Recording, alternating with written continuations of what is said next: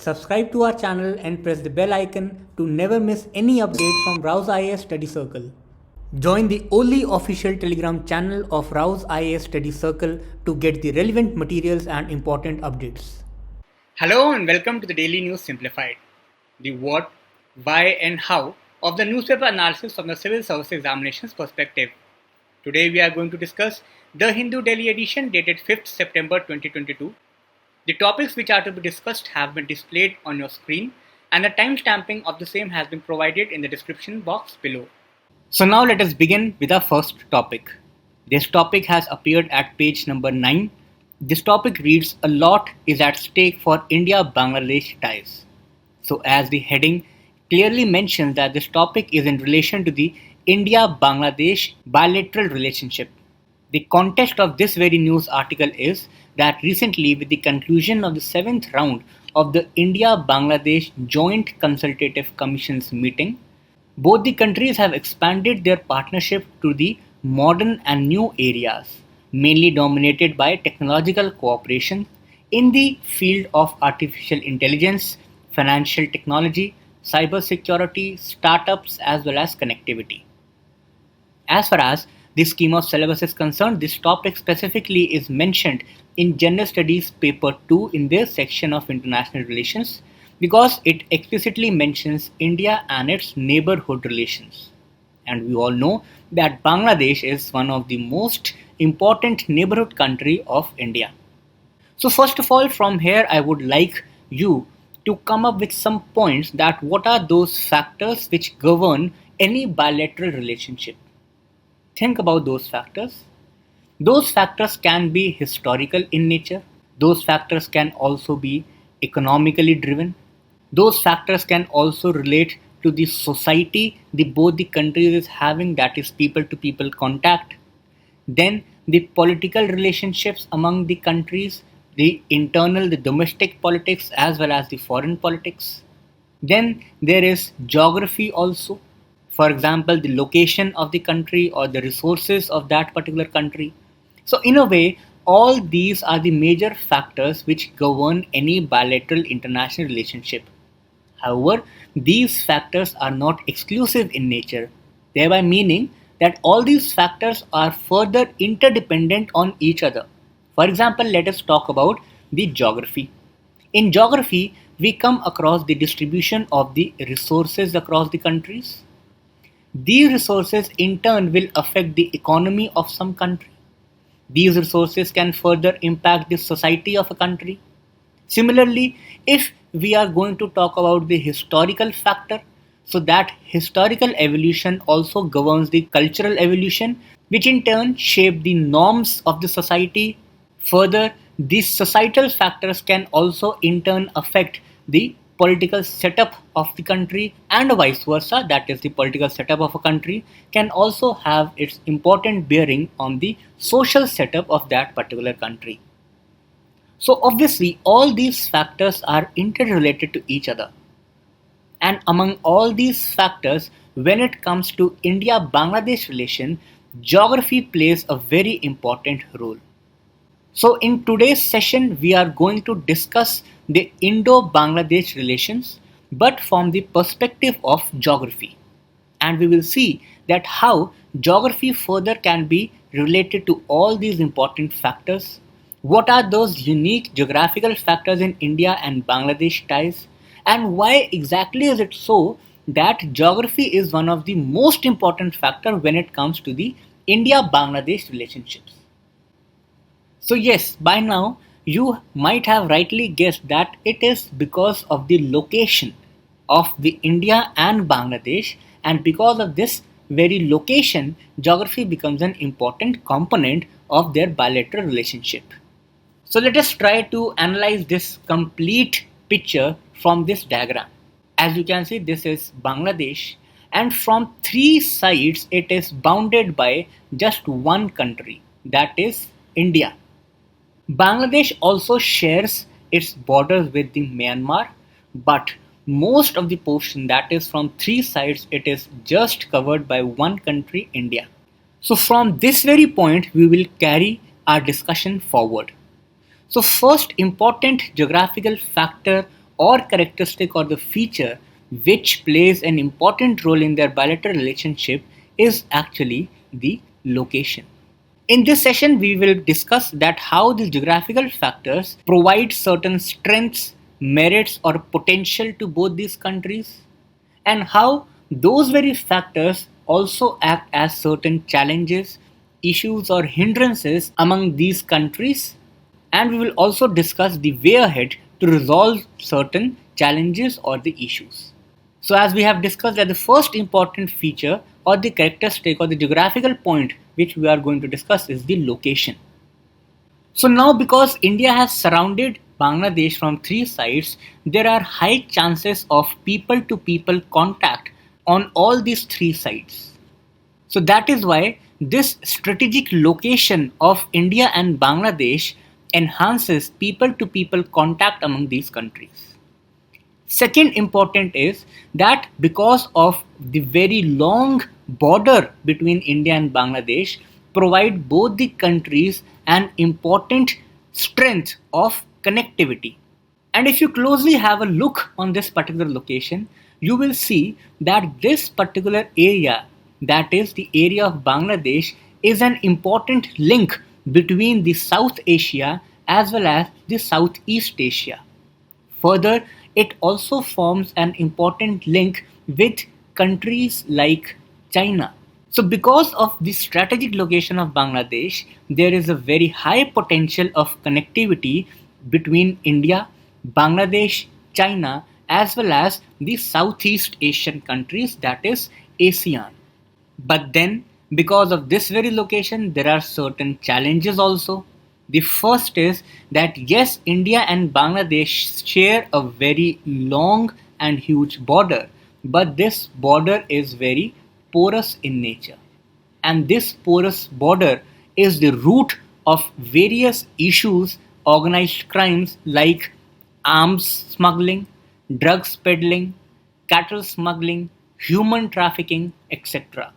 Further, as we have discussed that because India is present on three sides, so this also leads to a huge trust deficit among Bangladeshis against India because of its big brother personality.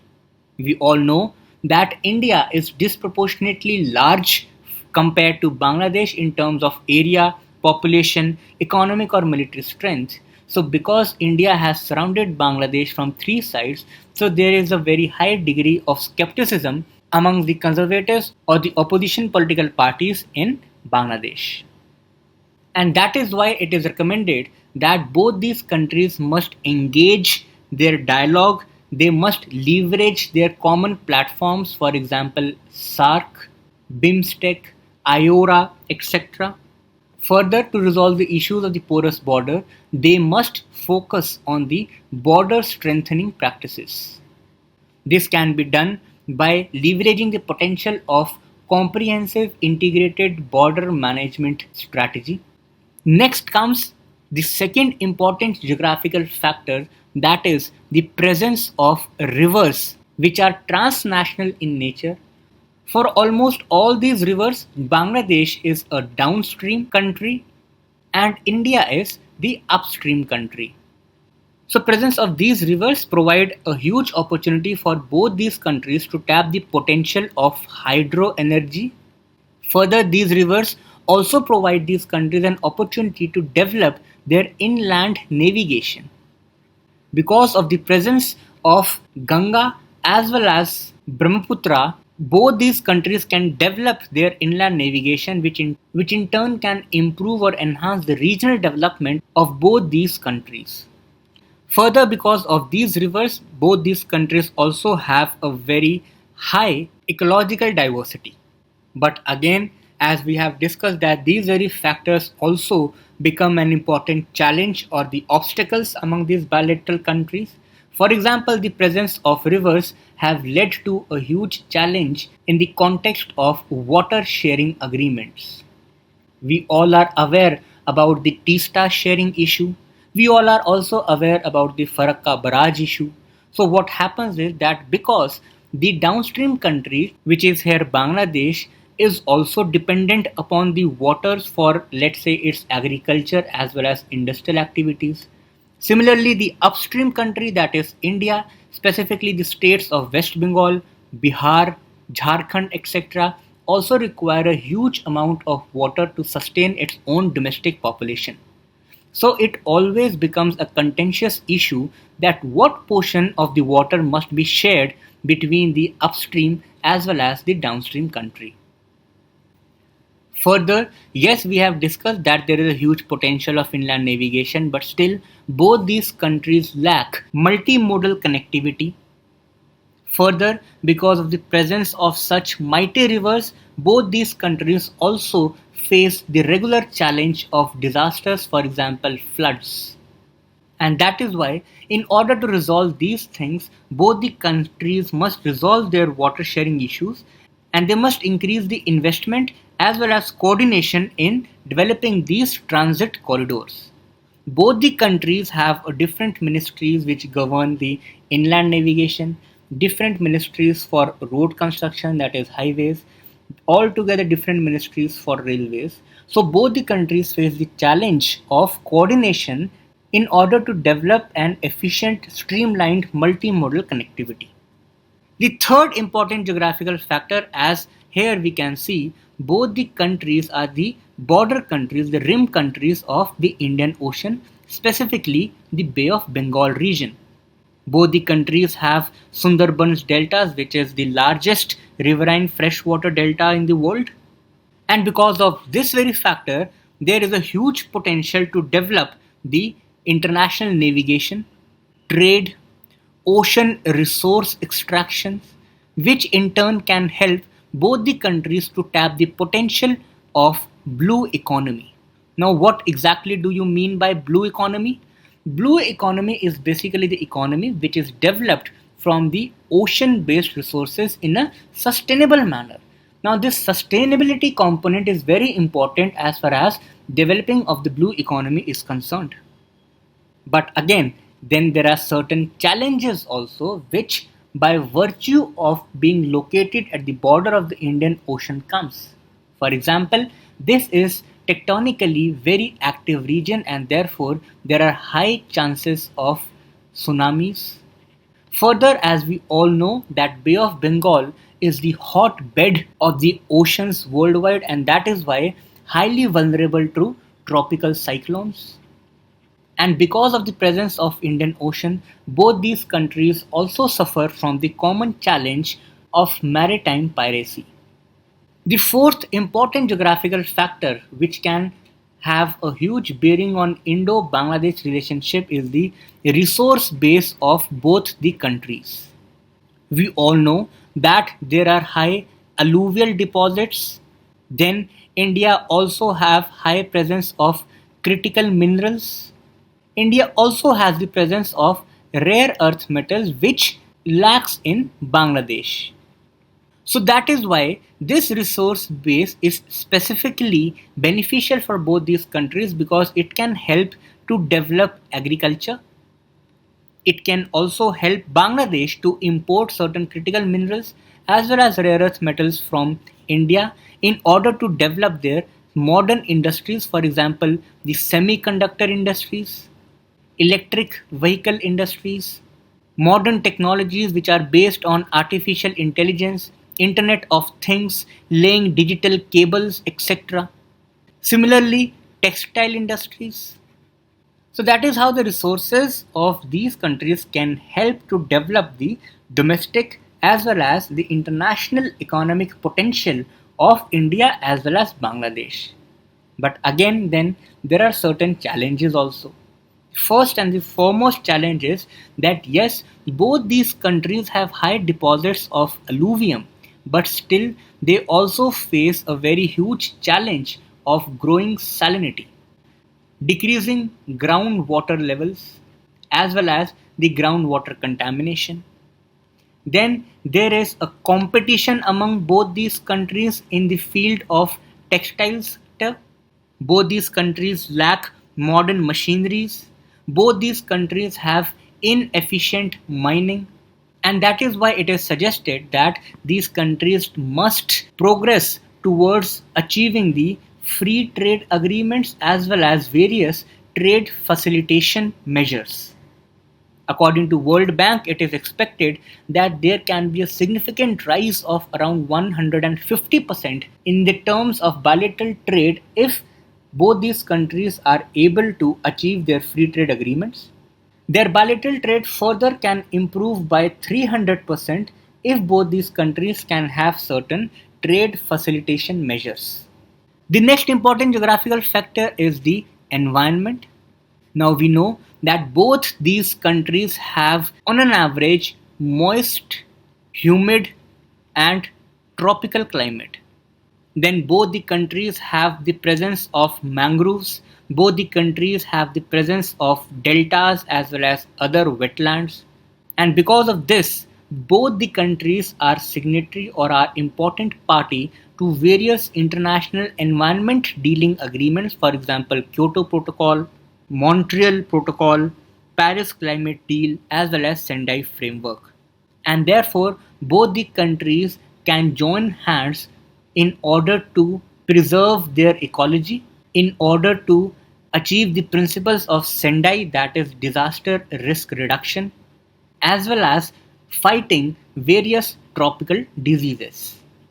The last important geographical factor is the demography. Yes, demography is also an important geographical factor. Generally, it is a tendency that whenever we have to talk about the geographical factors, we restrict ourselves to only the physical factors. Always keep this thing in mind that whenever you have to talk or think about geography, geography has both the components, that is physical geography as well as human geography. Okay, so human geography has the demographic component in it. And we all know that there is a very high cultural similarity among the inhabitants of both these countries. There are common festivals, there is a common religion, there is a common ethnicity. So all these factors become a very strong root which can be tapped or used in order to strengthen people to people contact. They can be used to strengthen the diplomatic efforts among these countries. But again, as we are continuously discussing that these factors also become the challenges in some way, so that is why this demography also become an important challenge in terms of illegal migration as well as communalism. In order to resolve these very issues, there must be a dedicated as well as continuous effort at the national or at the decentralized levels in order to promote those festivals or those practices which are common to the culture of both the countries, as well as to fight the fake news as well as propaganda also. So these are basically the various geographical factors. In this session, we have discussed that how the geography becomes the most dominant factor which governs Indo-Bangladesh relationship. So yes, it was a bit lengthy discussion, and that is why now we will summarize all the discussion which till now we have done in the table format. So the first factor which we discussed was the long border. India was covering the Bangladesh from three sides. The strength or the potential of these countries which this particular factor is giving is that there are chances of high people to people contact, higher connectivity, as well as this location makes both these countries to connect South Asia, Southeast Asia as well as China. But again, this particular location also poses certain challenges. For example, this long border is very porous in nature. There is a huge trust deficit because of the big brother nature of India, as well as there are various issues of drugs, arms, cattle smuggling as well as human trafficking. In order to resolve this, both the countries must have regular bilateral talks. Both the countries must leverage the potential of SAARC as well as BIMSTEC like platforms, as well as they must strengthen their border management. The second important factor was the presence of common rivers, deltas, mangroves as well as wetlands. The potential which this particular factor gives is the hydroenergy potential, transnational transit as well as the biodiversity. But again, there are challenges as well. For example, the most dominant challenge is the water sharing issues, lack of multimodal connectivity, as well as the frequent floods. To resolve this, both the countries must resolve their water sharing issues. They must increase their investment as well as coordination in developing the inland transit corridors. The third important factor was the proximity to the Indian Oceans, which in turn provide the high potential of navigation, trade, resource extraction as well as blue economy. But again, there are certain issues as well. For example, high maritime security related issues, tsunamis, cyclones, etc. Then we also discussed about the resource base of these countries. We all know that India as well as Bangladesh is rich in alluvial soils. India has a high presence of critical minerals as well as rare earth metals. And therefore, agriculture, textile industries, industries further based on artificial intelligence, semiconductor, etc., have a very bright future in these countries. But the challenges of degrading soil quality, bilateral competition, lack of modern machineries, as well as inefficient mining in India as well as Bangladesh create a lot of obstacles in tapping the potential of these things. That is why it is said that both the countries must move forward in order to achieve the free trade agreements as well as to implement the trade facilitation measures. The next factor we discussed was related to demography. We have discussed that majority of the population, that is more than 95% of the Bangladeshis, are ethnic Bengalis. That means they have a very high historical linkages, they have common tongue, common culture as well as common festivals. But then there are issues of communalism, interfaith rivalries, as well as illegal migration. Therefore, both the countries must work to ensure trust building activities. Both the countries must organize cultural festivals on regular basis, and they must fight fake news as well as propaganda. The last factor was related to the environmental aspect. As we know that most of the climate of both these countries is moist, humid tropical climate. And both the countries are also an important party to various protocols as well as agreements. And that is why this particular thing can help both the countries to ensure balanced regional development as well as ecological conservation. But again, here also both the countries face the challenge. As both of these countries are developing in nature, they have certain developmental aspirations. They have to sustain their huge population. They have to ensure employment, food security, etc. But on the other hand, they must do all these things by taking the ecological conservation responsibilities into their mind. So that was all about the Indo-Bangladesh relationship from the geographical perspective. Now this topic is mainly relevant from the prelims perspective. It has appeared at page number 14 and is mainly relevant in the current affairs and science and tech section. The context of this very news article is that in a very first of its kind initiative, Department of Science and Technology has announced the setting up of India's first dark sky reserve at Hanle in Ladakh. So this is actually a very factual but important development as far as the current affairs is concerned. In this very line, we should be aware that what exactly is this dry sky reserve. Now, dry sky reserve is a designation given to a place that has policies in place to ensure that a tract of land or a region has minimal artificial light interference. Now, this place, which is known as Hanle in Ladakh, is mainly important because a lot of astronomical projects are being established at this particular place. And why so? Because this is around 4500 meter above the sea level. This area has very low presence of water vapors and also very low presence of artificial light. And all these factors result into the clear skies, thereby enhancing the visibility of these skies. So that is why astronomy is very much possible at this particular location.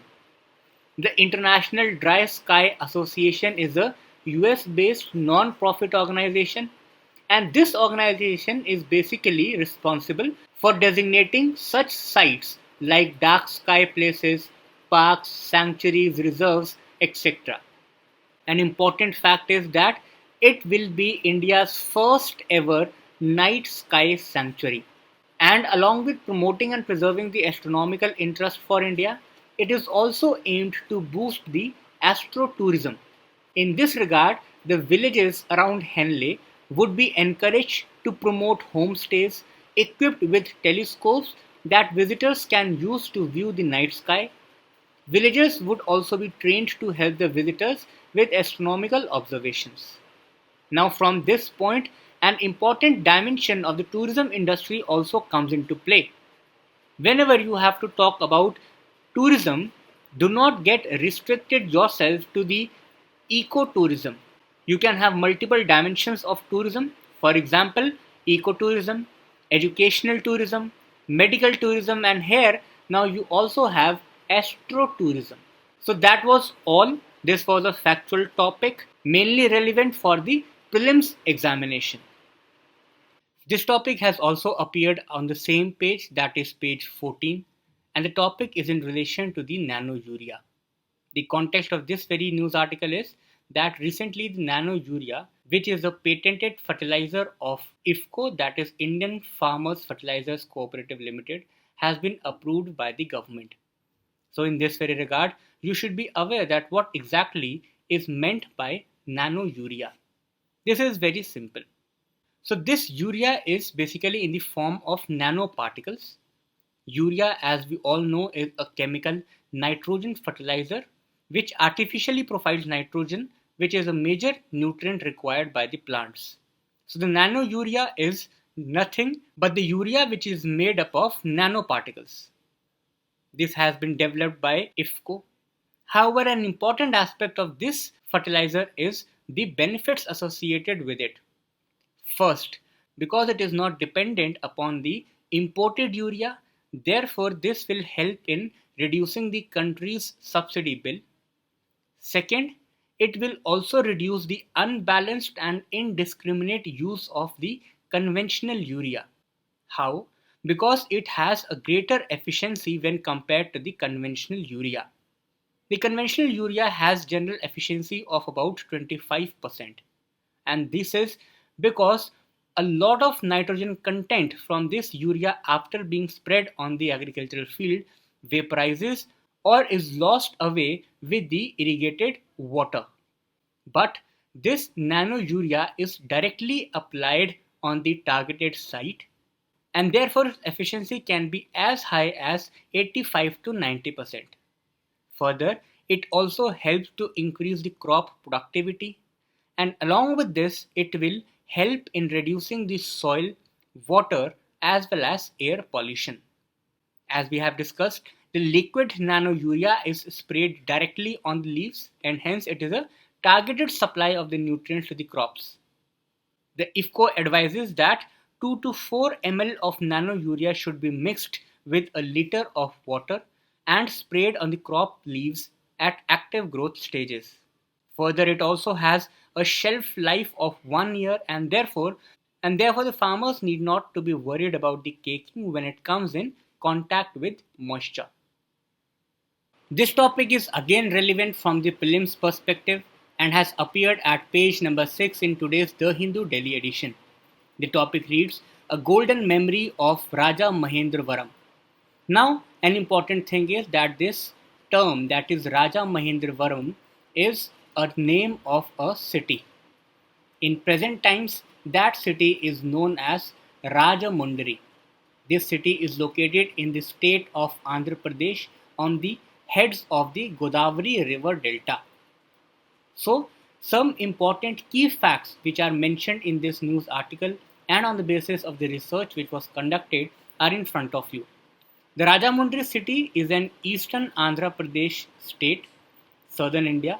It lies at the head of the Godavari river delta, and this specific city, that is Raja Mahendravaram or Rajamundry, was established by Raja Narendra. Now this is an important name. Raja Narendra has established the city of Raja Mahendravaram. The tenure of this particular king was from 1019 to 1061, and he ruled this Raja Mahendravaram city in 1022. He belonged to the dynasty which was known as Eastern Chalukyan dynasty. Another important key fact is that there are a group of 7 gold coins that date back to the Eastern Chalukyan dynasty. Specifically, Raja Narendra was the king of Vengi kingdom, and his period was specifically famous for social as well as cultural heritage. Now we shall take up the reference article for today. This article has appeared at page number 8 in today's newspaper, and the topic is in the context of bilateral relationship between India and Australia. The topic reads, India and Australia from divergence to convergence. This article mentions certain areas whereby India and Australia were having the conflicting interests and opinions, and from that conflict they have moved towards a synergy. So, in this very line, you people from the examinations perspective need to be aware about all the possible dimensions between the India-Australia bilateral relationship. All those dimensions in detail has already been covered by Baswa sir in the DNS dated 22nd March 2022, whereby sir in detail have covered economic cooperation and related agreements, energy cooperation and its related agreements, further the maritime cooperation in the Indo-Pacific and the recent steps which are taken by India and Australia. For example, both are the two pillars of the Quad groupings. Then, Sir has also covered the defense cooperation between both the countries and the related agreements. Further, as far as the soft power diplomacy is concerned, Sir has also covered people-to-people contact. Then, as this article also mentions the divergence, that is the conflicts between Indian and Australian relationships, in that very DNS, the divergences were also covered. And in the last, the way ahead, that is the steps, the policies which are required to be taken up by both the countries in order to take their mutual relationship to the mutually beneficial relationship status. So you are requested to go back to the DNS dated 22nd March 2022 in order to holistically understand the dimensions associated with Indo-Australian relationship. Now is the time for the question of the day. The question from yesterday's DNS dated 4th September 2022 is in front of you. There were two statements given. Statement 1. UGC determines the standards of education in central and state universities. Statement 2. Education has been mentioned in the concurrent list under the 7th schedule. You have to find the correct statements, and because both statements are correct, that is why option C, that is both 1 and 2, is the correct answer. The question from today's DNS is, again there are two statements. Statement 1. Raja Narendra belonged to the Western Chalukya dynasty. Statement 2. His period was famous for socio-cultural heritage. You have to find the correct statements. Option A, 1 only.